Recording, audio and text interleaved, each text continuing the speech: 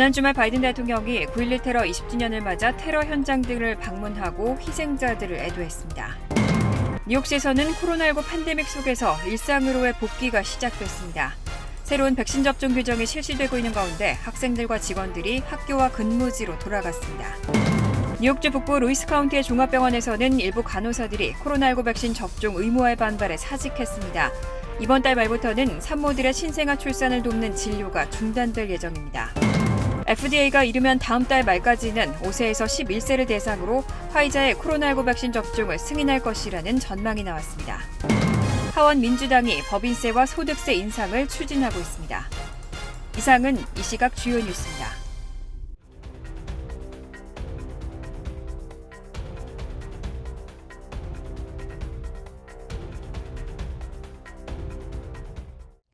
시청자 여러분 안녕하십니까? KBN 뉴스입니다. 지난 주말 바이든 대통령은 9.11 테러 20주년을 맞아 테러 현장들을 방문했습니다. 맨하튼 그라운드 제로에서는 시민들과 함께 희생자들을 애도했습니다. 지난 11일 바이든 대통령은 20년 전 세계무역센터 건물이 붕괴된 장소인 맨하튼 그라운드 제로에서 버락 오바마, 빌 클린턴 전 대통령과 함께 희생자들을 추모했습니다. 바이든 대통령과 전직 대통령들은 각각 파란색 리본을 달고 추모식에 참석했습니다. 마이클 블룸버그 전 뉴욕시장, 낸시 펠로시 하원의장과 척 슈머 민주당 원내대표도 추모 행사의 모습을 드러냈습니다. 9.11 테러 희생자인 가족의 사진을 손에 들고 있는 시민들도 보였습니다. 바이든 대통령은 희생자들의 이름이 한 명씩 호명되는 동안 고개를 숙이며 묵념했습니다. AP통신은 바이든 대통령이 어느 순간 흐르는 눈물을 닦기도 했다고 전했습니다. 카멀라 해리스 부통령은 9.11 테러 또 다른 현장인 펜실베니아주 생스빌에서 희생자들을 추모하는 연설을 했습니다. 테러 당시 유나이티드 항공 93편 승객들은 항공기를 의회 의사당으로 돌진시키려던 테러범들을 목숨을 걸고 저지했습니다. 바이든 대통령도 뉴욕 그라운드 제로에 이어 생스빌을 찾아 플라잇 93 추모비에 헌화했습니다. 바이든 대통령은 이어 질 바이든 여사와 함께 여객기 추락사고 현장에서 희생자 유가족들과 대화를 나누기도 했습니다. 바이든 대통령은 이날 9.11 테러 현장 3곳을 모두 방문했지만 현장에서는 연설을 하지 않았습니다.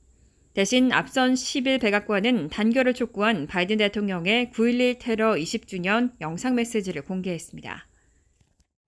맨하튼 세계무역센터 쌍둥이 빌딩이 있던 자리에는 매년 9월 11일 2개의 밝고 푸른 레이저빔이 밤하늘로 쏘아 올려집니다. 쌍둥이 빌딩을 상징하는 빛의 헌사 조형물로 희생자들을 추모하고 아픔을 잊지 말자는 의미입니다. 지난 11일 뉴욕 맨하튼 상공에는 20년 전 9.11 테러 당시 붕괴된 세계무역센터 쌍둥이 빌딩을 상징하는 두 줄기 추모의 빛 기둥이 우뚝 섰습니다. 뉴욕시 밤하늘로 쏘아 올려진 이 2개의 밝고 푸른 레이저빔은 수십 마일이 떨어진 곳에서도 볼 수 있었습니다. 이 추모의 빛 기둥은 매년 9월 11일 연례 행사로 치러지고 있습니다. 희생자들을 추모하고 아픔을 잊지 말자는 의미로 비극의 현장인 그라운드 제로에 설치된 빛의 헌사 조형물입니다. 빛의 헌사는 9.11 테러 6개월 후 처음 이뤄져 해마다 반복됩니다. 지난 9월 11일에도 2개의 푸른빛 기둥이 해질 무렵부터 새벽까지 6.4km 상공에까지 밤하늘을 비췄습니다. 이 빛 기둥은 9.11 기념관 남쪽 주차장 지붕에 있는 2개의 14.44m 정사각형 안에 설치된 각각 7,000와트인 88개의 제논 전구들로부터 쏘아진 겁니다. 반경 60마일 밖에서도 이 빛 기둥을 볼 수 있습니다. 한편 9.11 테러 20주년을 맞아 뉴욕 전역의 건물들도 그들의 정면과 지붕을 푸른색으로 밝히고 희생자들을 추모했습니다. 트럼프 전 대통령은 9월 11일 전 현직 대통령들이 참석한 뉴욕시의 추모 행사에 참석하지 않았습니다. 대신 뉴욕시의 한 소방서와 경찰서 지서를 방문하고 이 자리에서 바이든 대통령의 아프간 미군 철수를 비난했습니다. 트럼프 전 대통령은 지난 9월 11일 뉴욕 세계무역센터 빌딩이 있던 그라운드 제로에서 거행된 9.11 공식 추모 행사뿐 아니라 펜실베니아주 생스빌에서 열린 여객기 추락 현장 추모 행사에도 가지 않았습니다. 대신에 트럼프 전 대통령은 맨하튼에 있는 트럼프 타워 빌딩에서 몇 구역 떨어진 제17 경찰 관할구역과 근처의 소방서를 방문했습니다. 그곳에서 경찰들을 향해 연설하면서 지난달 바이든 대통령이 아프가니스탄에 미군을 철수시킨 방식에 대해서 맹렬하게 비난하고 왜 다른 9.11 추모 연설들에서는 그 문제가 거론되지 않는지 정말 놀랐다고 말했습니다. 트럼프 전 대통령은 바이든 대통령의 아프간 철수 작전을 최대의 무능력을 보여준 것이라고 규정했습니다. 한편 이 자리에서 경찰관들은 트럼프 전 대통령에게 2024년 대선에 재도전할 것인지 아니면 혹시 뉴욕시장에 출마할 것인지를 질문했습니다. 이에 트럼프 전 대통령은 그들을 기쁘게 할 수만 있다면 쉽게 결정할 수 있다고 대답했습니다. 트럼프 전 대통령은 여러분 때문이라면 자신은 코로나19에 걸릴 수도 있다고 말하면서 경찰관들과 함께 포즈를 취하고 기념사진을 찍었습니다. 연방수사국이 9.11 테러 20주년을 맞아 사우디아라비아 정부의 테러 연관에 대한 조사 기밀문건을 공개했습니다. 앞서 바이든 대통령이 수년간 공개되지 않은 자료들에 대한 기밀 해제를 지시한 후 공개된 첫 수사 기록입니다. FBI가 지난 11일 사우디아라비아 정부의 테러 연관에 대한 16페이지 분량의 조사 기밀 문건을 공개했습니다. 이 문건에는 9.11 테러 항공기 납치 테러범이 미국에 있는 사우디 관계자들과 접촉한 내용이 담겼습니다. 하지만 AP통신은 사우디 정부 고위 관리들이 테러 음모에 연루됐다는 증거는 제시되지 않았다고 지적했습니다. 언론들은 정부 차원의 직접적인 개입이 있었다는 결정적 증거는 없다고 평가하고 있습니다. 문건에는 사우디아라비아인 오마르 알 바유미가 납치 테러범 중 최소 2명을 돕기 위해 여행 지원과 숙박 및 자금 지원을 하는 등 깊이 관여하고 있다고 명기됐습니다. 아울러 문건은 FBI가 로스앤젤레스 지역 대학생으로 알려졌던 알 바유미를 사우디 정보요원으로 의심하게 한 목격자 증언 등을 상세히 서술하고 있습니다. 9.12 테러 당시 비행기 4대를 납치한 19명의 알카에다 테러리스트 중 15명이 사우디 국적이었습니다. FBI는 납치 테러범들이 미국에 도착한 후 알게 된 사우디 정부 관계자와 일부 사우디 외교관들도 조사했습니다. 하지만 알 바유미는 과거 이들을 레스토랑에서 우연히 만났다고 밝혔고 FBI는 알 바유미의 이런 증언이 정확한지 사전에 정리된 발언인지 확인하기 위해 여러 차례 조사했습니다. 그는 9.11 테러 몇 주 전 미국을 떠났습니다. 9.12 테러 조사위원회는 2004년 기관으로서 사우디 정부나 사우디 고위 관리들이 개별적으로 테러범에게 자금을 지원했다는 증거는 없다고 결론 내린 바 있습니다. 뉴욕시가 코로나19 팬데믹 속에서 일상으로의 복귀가 시작됐습니다. 새로운 백신 접종 규정이 실시되고 있는 가운데 학생들과 직원들이 학교와 근무지로 돌아갔습니다. 오늘 뉴욕 공립학교는 100만여 명의 학생들에게 교실 문을 열고 대면 수업을 시작했습니다. 뉴욕주 전역에 있는 학교에 대해 학생들과 교직원들의 마스크 착용이 의무화됩니다. 백신 접종 자격이 생기는 12세 이상의 학생들은 백신 접종 의무 대상에서는 제외되지만 대면 스포츠나 밴드, 연극 등의 동아리 활동에 참가하기 위해서는 백신 접종을 받아야 합니다. 교사들의 경우 뉴욕시는 오는 27일까지 1차 접종을 완료할 것을 당부했지만 이후 다른 의무사항도 권고될 것으로 보입니다. 코로나19 델타 변이가 지속되며 미 대부분 지역은 여전히 가정에서 선호하는 온라인 교육을 실시하고 있지만 뉴욕시 관계자들은 이제 원격 수업의 선택은 없을 것이라고 설명했습니다. 뉴욕시는 지난 학기 비대면 수업과 대면 수업을 병행했지만 학부모 대다수가 전면 원격 수업을 선택했습니다. 빌 드블라지오 시장은 지난 9일 어린 학생들은 학교에 있을 필요가 있다며 이들이 1년 반 동안 교실 내부를 보지 못한 상황을 믿을 수 없고 이런 상황이 건강 문제처럼 엄청난 결과로 이어졌다며 아이들에게 가장 건강하고 좋은 장소는 학교라고 덧붙였습니다. 현재 뉴욕시 12세에서 17세 학생들 가운데 약 3분의 2는 백신 접종을 완료한 것으로 집계됐습니다. 뉴욕주 북부 루이스 카운티의 한 종합병원에서 일부 간호사들이 코로나19 백신 접종 의무화에 반발해 사직했습니다. 산부인과 간호사들의 사직에 따른 간호사 부족으로 이번 달 말부터는 산모들의 신생아 출산을 돕는 진료가 중단될 예정입니다. 뉴욕주 북부 루이스 카운티 종합병원에서는 지난주 산부인과 간호사 6명이 백신 접종 의무화에 반발해 사직했습니다. 기존의 인력 부족은 더욱 악화됐고 병원 관계자는 백신 접종을 받지 않은 직원 7명이 추가로 퇴사할 수도 있다고 말했습니다. 제럴드 케이어 병원장은 지난 10일 기자회견에서 제출된 사표 수치로 인해 이달 말부터 산모들의 신생아 출산을 돕는 진료를 중단하기로 했다며 선택의 여지가 없고 뉴욕주 보건부도 산부인과 폐쇄 대신 분만 중단만을 결정한 것에 동의할 것으로 기대한다고 말했습니다. K이어 원장은 또 백신 접종 의무화에 반대하는 다른 간호사들의 사직이 계속되면 오는 27일 시작되는 9월 마지막 주부터 산부인과 외에 다른 5개 과목의 진료 서비스도 축소해야 할지 모른다고 덧붙였습니다. 또 지난달 백신 접종 의무화 이후 30명에 달하는 병원 직원들이 사표를 제출했고 대부분은 간호사들이지만 치료사와 기술자도 일부 포함됐다고 말했습니다. 하지만 필수 의료 서비스는 어떤 위험에도 처하지 않았다고 밝혔습니다. FDA가 이르면 다음 달 말까지는 5세에서 11세를 대상으로 화이자의 코로나19 백신 접종을 승인할 것이라는 전망이 나왔습니다. 스캇 고틀립 전 FDA 국장은 어제 CBS 뉴스와의 인터뷰에서 화이자가 이달 말까지 소아 청소년 코로나19 백신 접종에 대한 자료를 확보할 수 있을 것으로 기대하고 있다고 밝혔습니다. 이어 즉시 FDA에 제출할 예정이라면서 최선의 시나리오에 따르면 할로윈 때쯤이면 5세에서 11세에게 백신을 제공할 수 있을 것이라고 설명했습니다. 고틀립 전 국장은 현재 화이자 이사를 맡고 있습니다. 또 모든 게 순조롭게 진행된다면 FDA는 긍정적인 결정을 내릴 것이라며 화이자가 모은 자료에 대한 신뢰가 있지만 객관적인 결정은 FDA에 달려있다고 전망했습니다. FDA는 현재 12세에서 15세 청소년에 대한 백신 접종을 승인한 상태입니다. 앞으로 5세 이상까지 백신 접종이 확대되면 학교 내 코로나19 백신 의무화가 가능해질 것으로 전망됩니다. 내년 중간선거를 앞두고 바이든 대통령은 3.5조 달러 규모의 사회 안전망 강화 예산을 중점과제로 추진하고 있는데요.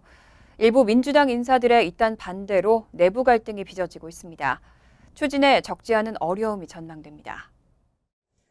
바이든 대통령이 중점과제로 추진하고 있는 3.5조 달러 규모의 사회 안전망 강화 예산이 민주당 인사들의 이딴 반대에 직면했습니다. 심사가 진행 중인 예산안이 하원을 통과하더라도 현재 50대 50으로 민주당과 공화당이 양분하고 있는 상원 구성을 고려하면 내부 이탈표가 발생 시 가결을 장담할 수 없습니다. 인터넷 전문 매체 악시오스는 상원 예산위원회 소속으로 3.5조 달러 예산 물밑 협상에 관여한 마크 워너 민주당 상원 의원이 주택 보조 예산이 추가되지 않는다면 하원 버전의 예산안에 반대할 수 있다는 입장을 밝혔다고 보도했습니다. 악시오스는 상하원이 최종 예산 규모를 확정하기에 앞서 예산이 다양한 종류의 반대에 직면할 가능성이 있다고 분석했습니다. 워너 의원은 현재 예산 초안상으로는 흑인 가정에 대한 지원이 백인 가정의 10분의 1 수준에 불과하다면서 인종평등 강화 차원에서 생애 최초 주택 구매자에 대한 6억 달러의 추가 지원을 요구하고 있습니다. 반면 민주당 내 중도파인 조 맨친 상원 의원의 경우 확장 재정에 대한 우려를 거듭 표명하고 3.5조 달러 예산에 대한 반대 입장을 굽히지 않는 상황입니다. 이렇게 사실상 여당 내 야당 격인 맨친 의원의 행보를 놓고 진보 성향 정치인들의 비난도 빗발치고 있는 상황입니다. 하원 민주당이 법인세와 소득세 인상을 제한할 것으로 보입니다. 트럼프 전 대통령이 35%에서 21%로 내렸던 법인세 세율을 26.5%로 올리자는 건데 앞서 바이든 대통령이 요구한 28%보다는 다소 낮은 수준입니다. 어제 월스트리트저널과 로이터 통신은 민주당 하원 의원들이 대기업과 고소득자를 통한 이른바 바이든 행정부의 부자 증세의 일환으로 법인세 세율을 기존 21%에서 26.5%로 인상하는 방안을 제시할 것으로 예상된다고 보도했습니다. 바이든 대통령이 앞서 요구한 28%보다는 다소 낮은 수준입니다. 트럼프 전 행정부가 35%였던 세율을 21%로 내렸던 것을 중간 수준으로 끌어올리는 것으로 향후 10년간 2조 달러의 세수 증가가 예상됩니다. 또 민주당 하원 의원들은 세수 증대를 위해 500만 달러 이상 개인 소득에 대해 3%포인트의 가산세를 제시할 것으로 보입니다. 아울러 미국 기업의 해외 투자 수익에 대해서도 최저세율을 10.5%에서 16.5%로 올리고 자본 이득에 대한 최고세율을 23.8%에서 28.8%로 높이는 방안도 검토하고 있습니다. 월스트리트저널은 그동안 민주당 하원이 세금 인상에 따른 경제적 영향을 우려하는 온건파와 부유층에 대한 증세와 사회 안전망 확충에 매진하는 진보파 사이에서 세금 인상 계획을 놓고 명확한 입장을 보이지 않았었다고 전했습니다. 앞서 지난 5월 재무부는 법인세와 소득세 인상 등을 포함한 세제 개편 계획을 발표한 바 있습니다. 간추린 소식입니다. 내년에 실시되는 제20대 대통령 선거의 재외선거관리를 위한 주 뉴욕 총영사관 재외선거관리위원회가 구성됐습니다. 재외선관위는 공직선거법에 따라 공관의 장인 장원삼 총영사가 소집하고 주재한 가운데 지난 10일 오후 8층 회의실에서 첫 회의를 개최했습니다. 위원장에는 중앙선거관리위원회가 위촉한 현보영 변호사가, 부위원장엔 중앙선거관리위원회가 지명한 김호택 재외선거관이 호선됐으며 공관장 추천을 받은 윤옥재 동포영사가 위원으로 위촉됐습니다. 국회 교섭단체를 구성한 정당 추천위원 2명 등은 각 정당에서 아직 위원을 추천하지 않아 공석입니다. 플로리다주 마이애미 국제공항은 상주 직원 보안 검색 시 탐지견을 투입해 코로나19 감염 여부를 확인하는 시범 사업을 최근 시작했습니다. 탐지견은 신종 코로나 바이러스가 체내 신진대사의 변화를 일으켜 생성되는 휘발성 유기 화합물들이 땀이나 호흡으로 배출됐을 때 냄새를 찾아냅니다. 시범 사업을 지원하는 플로리다 국제대 케네스 G. 펄튼 교수는 코브라와 원베타의 신종 코로나 바이러스 탐지 정확도가 각각 98.1%와 99.4%라고 밝혔습니다. 조지아주 아틀랜타시 교외의 더누디에 있는 3층의 얼라이브 아파트 단지에서 어제 오후 1시 30분경 폭발이 일어나 아파트 일부가 붕괴하고 최소 1명이 다쳤다고 현지 당국이 발표했습니다. 정확한 폭발의 원인은 아직 밝혀지지 않았지만 폭발이 일어나기 직전에 지역 가스회사의 한 주민이 강한 가스 냄새가 난다며 신고 전화를 했다고 더누디의 멜빈 카터 소방서장은 밝혔습니다. 소방대는 현재 아파트 건물의 90%를 수색했고 나머지 부분도 혹시 무너진 건물 자재 속에 갇힌 사람이 있는지 수색을 계속하고 있다고 밝혔습니다. 뉴저지주 교육국은 지난 9일 뉴저지 고등학교 11학년 대상 졸업시험을 2022년 3월 14일부터 18일까지 치른다고 발표했습니다. 이 시험은 뉴저지 졸업능력평가라는 이름의 새로운 형태로 11학년 교과과정 수준의 영어 과목과 대수학 1, 기하학 등 수학 과목으로 이뤄집니다. 뉴저지에서는 초중 고교생 대상 표준시험 가운데 10학년 영어와 대수학 1 시험을 통과하면 고교 졸업 자격이 부여됐지만 지난 2018년 말 주 대법원이 주법을 근거로 11학년 때 고교 졸업시험이 치러져야 한다고 판결하면서 변경이 이뤄지게 됐습니다. 환율과 증권 소식입니다.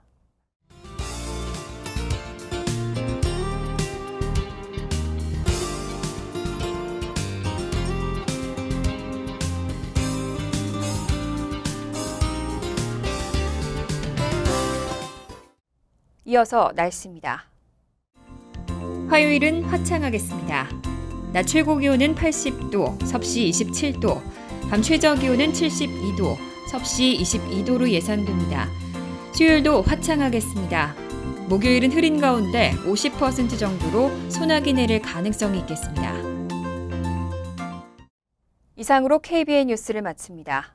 KBN과 함께 즐거운 저녁 되시기 바랍니다.